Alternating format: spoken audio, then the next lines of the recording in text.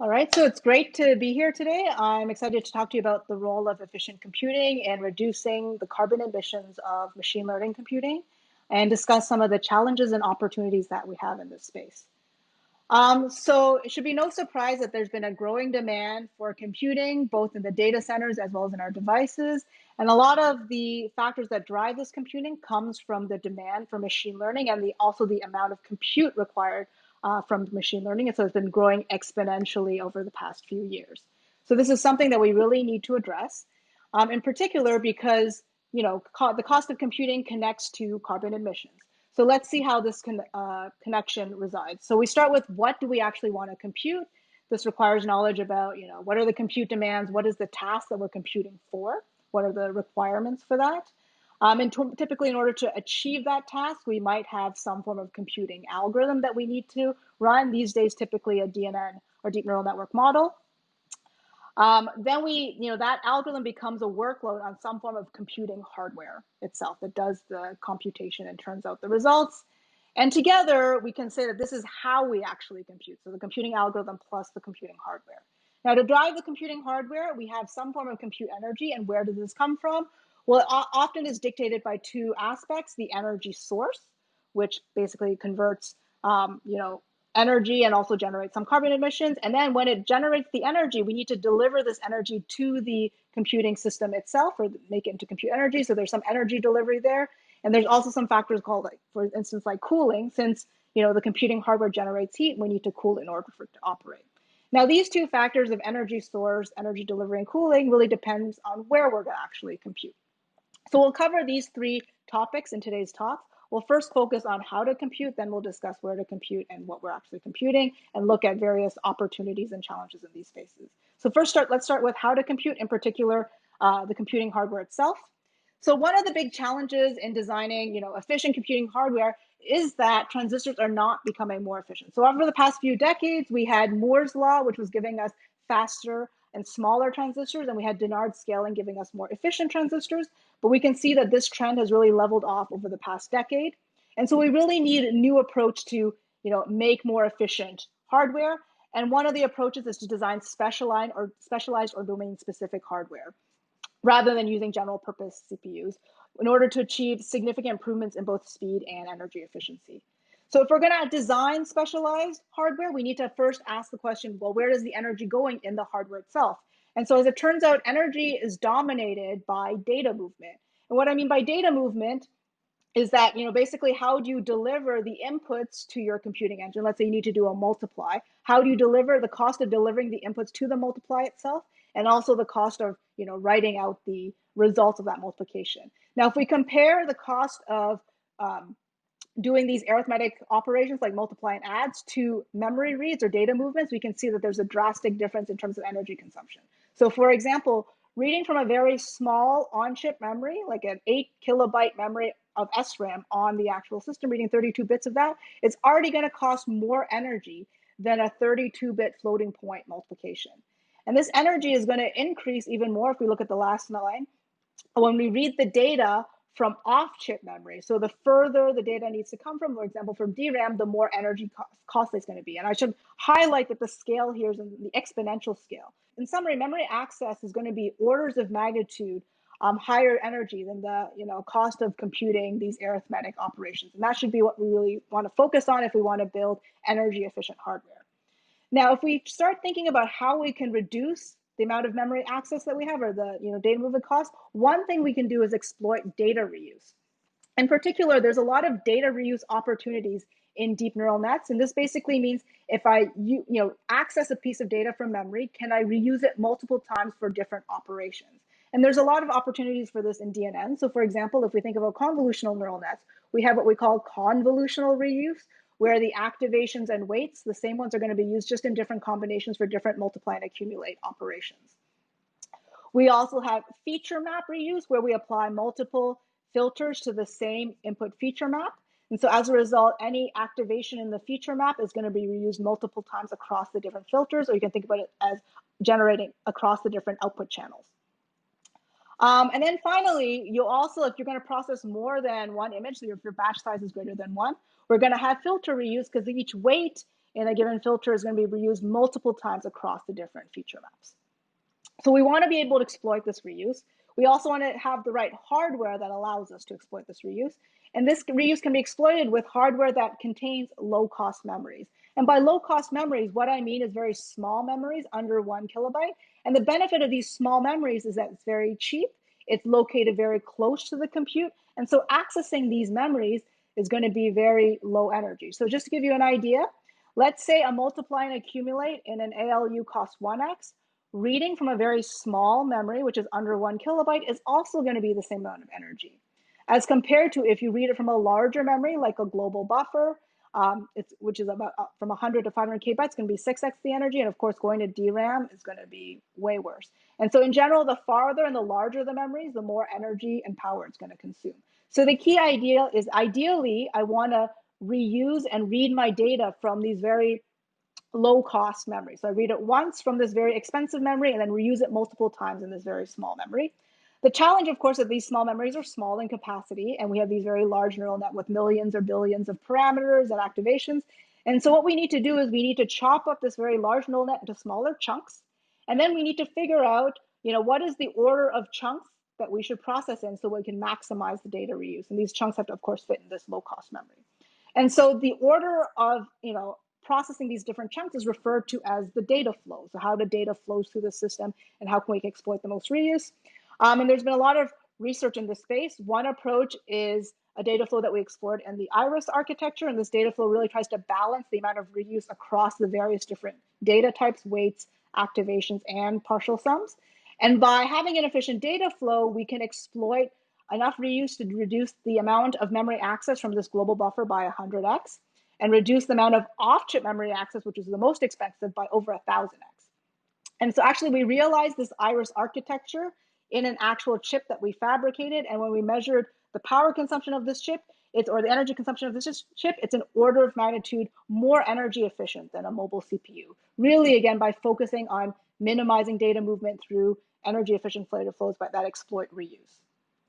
Now, this is one approach for doing this. If you look at more emerging architectures in terms of how to reduce or make computing hardware more efficient, one area to explore is in-memory computing. And the idea here is if we want to reduce data movement, why don't we just move the compute into the memory itself as opposed to sprinkling some memory beside the compute? And the idea here is, can we perform computations with the memory storage elements themselves? In order to do this, we actually have to turn to analog computing, which basically means we need to represent the activation weights and the partial sums using analog voltages, currents, and resistance. So for example, one way to do this is that your activations are represented by voltages, your weights are represented by the conductance of a resistor, which is the storage element itself. Using Ohm's law, when you multiply the two, you get a certain amount of current that comes up, and that's already going to be the product. And then finally, using Kirchhoff's law, you're going to accumulate the current across these different resistors, and then that's going to do your accumulation itself. So as a result, you get a free basically multiply and accumulate by computing in the analog domain. Now, there's some challenges here as well. Of course, there's going to be increased sensitivities to the non-idealities of these devices, of the resistors and so on. And then also, since you're doing the compute in the analog domain, there's going to be overhead to basically convert from digital domain to analog domain and back. There's a lot of exciting research into this space. In particular, there's a lot of work on coming up with new memory devices that are more efficient for this computing and might be suffer from less non-idealities. Another way to do efficient computing is actually using light rather than electricity. So the cost of moving a photon can actually be independent of distance. So as we mentioned before, often, in terms of for electrons, if you move it further, you're going to consume more power. But here, it's going to be independent of distance. And also the multiplications can be performed passively in light as well. So that also makes it more efficient. You can think of, these are two examples of some processors that are designed with light. And some of the key ideas here are things like, well, you can have a beam splitter that kind of dictates how much light goes in one direction versus the other. And that's the splitter itself. How much light you divide into these two directions depends on the weight of the neural net. And then the intensity of the light coming in is the activation. So that's some of the exciting work that's going on in computing hardware, making it more efficient. We can also make the algorithms themselves more efficient. In particular, there's been a huge amount of work in the design of efficient DNN algorithms. We can roughly categorize this work into three various areas. One is what we call network pruning, which is basically setting some of the weights of the neural network to zero. And we know that anything times zero is going to be zero, so we can save energy there. Um, we can also come up with more efficient network architectures. So we can have these large networks or filters that we decompose into smaller filters, for example, like depth-wise or point-wise layers. And then there's also been a lot of work looking at reduced precision. Can we reduce the number of bits of the multiply and accumulate, or the max and the weights? In general, a lot of this work, particularly the network pruning and the efficient network architectures, focus on reducing the number of max and weights. But the real question, if we care from the systems point of view, is does this translate to energy savings and reduce latency? And in particular for this talk, does this translate into energy savings? Well, unfortunately, a deeper dive into this shows that actually a number of max and weights are not good proxies for latency and energy. For example, if you look at this plot released by Google, they show that the number of operations does not approximate latency well. So for example, for a given number of max, you can have a 2x swing in terms of latency. And for a given latency, you can have a 3x swing in terms of max. Similarly, just by looking at the number of weights, for example, having a small network alone is not going to be a good metric for energy, because actually you need to account for all data types. So for saying that energy is determined by data movement, it's not just the weights that are moving through the hardware, but also the input feature maps and the output feature maps and so on. And we can see here from example looking at GoogleNet, the weights only account for 22% of the energy. So really, if we want to design energy efficient algorithms, we really need to focus on the direct hardware metrics like energy efficiency and latency, as opposed to number of weights and max alone. So one example of doing this is incorporating energy into the network pruning algorithm. So in the past, what folks looked at was they looked at the magnitude of the weights and then removed the weights that were small. And so for the same accuracy, this can give you a 2x reduction in energy consumption, which is great. However, we know that the magnitude of the weight really doesn't have very much to do with the energy consumed by the weight. And actually what you'd like to do is remove the weights that consume the most energy. And so one way of doing this is that we could sort the layers of the neural network in terms of highest energy layers to lowest, and then start pruning the highest energy layer first. And the idea here is that hopefully you'll be removing the highest energy consuming weights first. Because we know as we remove more weights, then the accuracy is also going to drop. So you're trying to get a better trade-off between accuracy and energy. And by doing this, by factoring in energy into the pruning, so energy aware pruning, we can now reduce the energy consumption by 3.7x, which is about 1.7x less energy than using magnitude-based pruning, and this is within the same accuracy. So the key takeaway message is that it's really important to directly target energy in the design of efficient nets, if that is the ultimate goal, which it is here. Similarly, when you start thinking about not just the weights, but thinking about network architecture design or using neural architecture search to automate the design of the network architecture, it's important to also there take in measurements like latency and energy to drive that optimization itself. So one example of this is this NetAdapt work that we did in collaboration with Google's Mobile Vision team. And really the goal here is that we want to automatically adapt a DNN model for a given mobile platform to reach a certain latency or energy target. And we use empirical measurements from that given platform of latency and energy to drive and make decisions about the network architecture itself. In this case, the number of channels, for example, for every given layer. And by driving the design with empirical measurements, again, rather than max and weights, but really looking at measurements, we can get actually a 1.7x speed up for a mobile net with similar accuracy. And another really important key thing I want to highlight here is the fact that this particular approach uses very few hyperparameters, which makes the tuning effort less. And that actually reduces the energy consumption for the actual training itself. So not only do we want to reduce the energy consumption of the resulting model, but through the training process, it's also important to reduce the energy consumption as well. And the fewer hyperparameters you have there, then the less tuning that you have to do. Finally, we talked about in-memory computing. It's also important to think about how you might want to design DNNs for this new emerging type of processor. And it actually could be quite different from how we typically design DNNs from our existing digital processors. So for example, if we take a look at the accuracy of DNNs on existing digital processors, they might be different from how they might perform if you run them on these in-memory computing processors, because you have the factor of non-idealities in in-memory computing. So it's important for the network to be robust to these non-idealities. So for instance, shown here, if we look at how these networks might rank with zero noise, the top ranking accuracy or the top accuracy network might actually not be the top one when we start injecting noise. It actually falls quite quickly. And so basically the same networks that perform well on digital processors might not perform well on in-memory computing. So that's one thing to think in. So again, we need to rethink the design. Another thing is, again, there's this trend of reducing the number of weights in DNN, and this might be less desirable for in-memory computing. One, because the main focus of in-memory computing is reducing the weights of the data movement, the data movement of the weights. And so as a result, if reducing the number of weights is not going to help if we've already reduced its data movement. It might be more beneficial to reduce the data movement of the activations. Another thing is, as we mentioned, you need to convert from analog to digital, and there's some overhead for that. So it might be useful typically in these architectures to have, in these in-memory computing processors, to have a very large array. But then if you have very few weights, you might have very poor utilization of that array.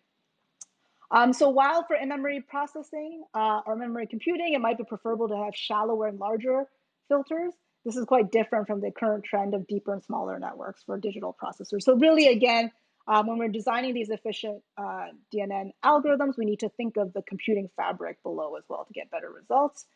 And there's a lot of research in this space. So actually, we recently published a book on this topic, really kind of cross-cuts from computing hardware to computing algorithms, and how can we do this efficiently for deep neural networks. So I invite you to visit that if you're interested in this topic.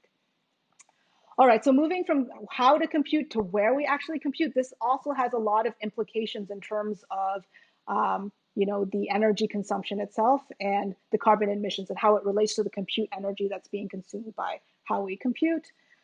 So where we compute, one thing is the energy source itself. So depending on where you're doing the computation, the electricity grid in that region might have different levels of carbon intensity, which is basically the ratio of the carbon emissions or the weight of carbon emissions over the amount of energy that's actually being produced in kilowatt hours that we're showing right here. So we should factor that in. Also, if you're using renewable energy, that percentage of renewable energy varies with the time of day. So obviously, for example, during the daytime, you're going to have more solar energy available than in the evenings. And so that's something to consider. These vary.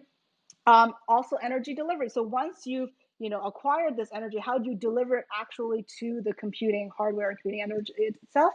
You need to factor things like power conversion from going from, let's say, AC to DC, the loss in the the wiring that you're sending it, changing in voltage, and also cooling costs. As we mentioned, computing hardware generates a lot of heat, so you also have to spend energy to remove the heat or cool it down. A prime example of this is in the data centers itself. So shown here is a breakdown of the energy consumed in a given data center.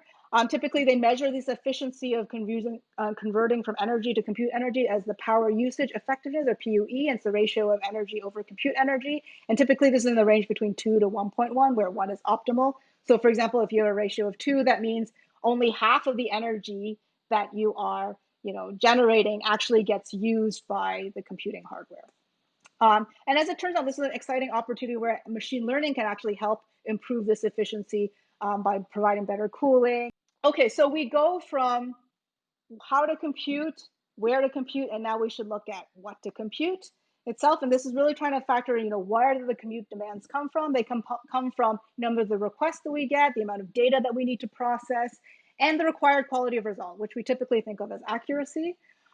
In order to reduce the number of requests, one thing that we can do is make hyperparameter tuning easier. We already hinted towards this. If we can, for example, reduce the number of hyperparameters to tune, we can reduce the amount it takes to do training, for example, to find the right hyperparameter. Reproducibility is also very critical for reducing unnecessary requests due to replication difficulty. So if you can make your results easy to replicate, that's going to be fewer requests that need to be issued, and therefore less carbon being generated. This is, of course, also good for advancing research in machine learning, and there's a lot of ongoing efforts both in the machine learning community as well as the systems community.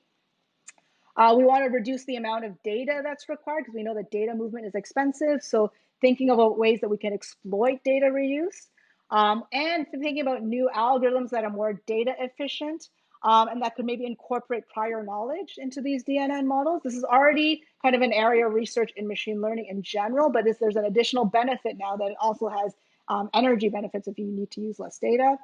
And then finally, we want to evaluate carbon, like the trade-offs between carbon emissions and quality of result, right? So what is the cost benefit of these situations? For example, is it really worthwhile to get that 0.2%, let's say, increase in accuracy for ImageNet for a huge amount of increase in carbon emissions for much longer training time or much less efficient models? These things should actually be taken into account. And in order to really assess this, we also need a deeper consideration of what is a meaningful quality of result for a given task. So for example, again, look, using ImageNet as a example, is achieving 0.2% better accuracy on your ImageNet data set actually going to allow you to achieve a good quality of result in your final goal? So understanding the trade-offs there is really important. Excitingly, there's also a lot of things that we can also do today that kind of, best practices can help us improve our efficiency. So we have a lot of, hardware and out there that can be already very energy efficient. Can we make those energy efficient settings or configurations the default or make them very easy to access? This requires, software and framework support for things like reducing precision, and specialized hardware that's easily accessible. This exists today, but it could be made easier. So really reduce the barrier to entry so that this could be the default for many practitioners and researchers to use. Can we measure and report the energy consumption and carbon emissions, so that people know what their carbon footprint is? This requires software and hardware support to measure the energy consumption and kind of system level support to report the carbon intensity of whatever given energy source that's being used. There's already research that's emerging in this space. In particular, people are looking at frameworks for standardized reporting. So I invite you to take a look at this archive paper. They also have some nice commentary on how to reduce carbon emissions or think of carbon emissions in this space. With this information, then it's important to try and run your experiments when feasible in locations at times where there's low carbon intensity. And again, ensure reproducibility for the obvious reasons. And what's really exciting about all these things is that much of this we can do today or in the very near future. Is just a matter of putting in the engineering effort to enable this. So what are the key takeaways? Because we covered a lot. So the first is, in general, at the very high level, we want to jointly consider energy efficiency and accuracy in machine learning research. We want to consider the trade-offs between accuracy and energy for a given application, and maybe try and develop data-efficient machine learning techniques that also benefit energy efficiency. When we're designing machine learning algorithms for energy efficiency, we should actually make sure that we directly target energy consumption as opposed to just looking at number of max or weights. And also look at designing specialized machine learning hardware that really reduces data movement. In our day-to-day activities, we should incorporate energy efficiency considerations in our best practices. So we should lower the barrier of using existing energy efficient computing options and enable reporting and measuring of energy consumptions and carbon emissions. We should try and compute in the locations with the lowest carbon intensity and highest power efficiency. And again, reduce unnecessary computing by ensuring reproducibility. So all of these slides are available on our website. We've done a lot of work in this kind of efficient computing space. And so I invite you to visit some of the other resources that we have on our website, including videos. And again, if you really want to do a deep dive on efficient computing, primarily for deep neural nets, I invite you to visit this book. Thank you very much.